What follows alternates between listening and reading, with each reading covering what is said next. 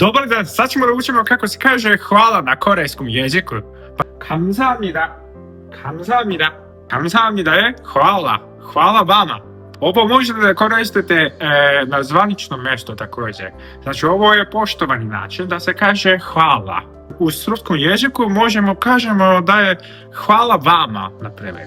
U Srbiji možete da kažete i na zvaničnom mjestu hvala i onda to je to.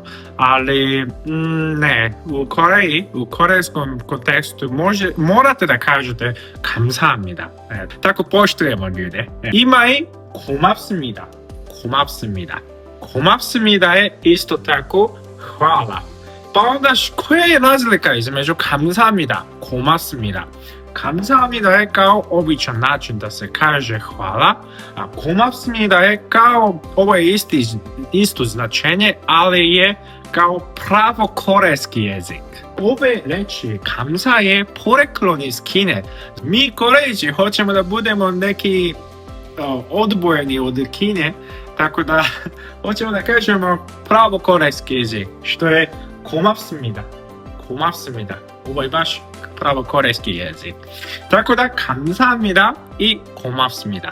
Ali u svakom slučaju često se čuje 감사합니다. 감사합니다. I to je to. A onda kako možemo da kažemo kada razgovaramo sa prijateljima? To je 고마워, 고마워, 고마워, 고마워. 고마워 je baš tako. Znači među prijateljima. Ali ne možete da kažete ovako na zvaničnom mjestu. 고마워, 고마워, 고마워. Hvala, hvala ti, 고마워. Ali isto tako ovih dana u Koreji ljudi kažu ovako. Thank you, thank you, thank you, thank you, thank you, thank you, thank you. Kao na engleskom jeziku. Kao i engleski jezik ima thank you. Znači thank you, thank you.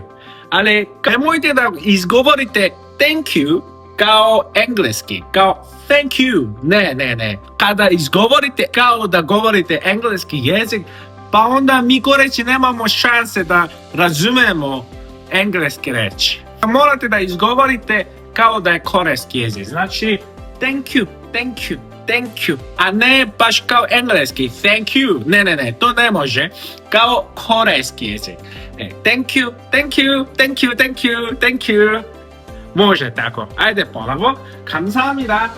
Hvala vama. 고맙습니다. Hvala vama, ali pravo korejski jezik je 고마워. Hvala ti. Thank you. Thank you. Thank you. Thank you.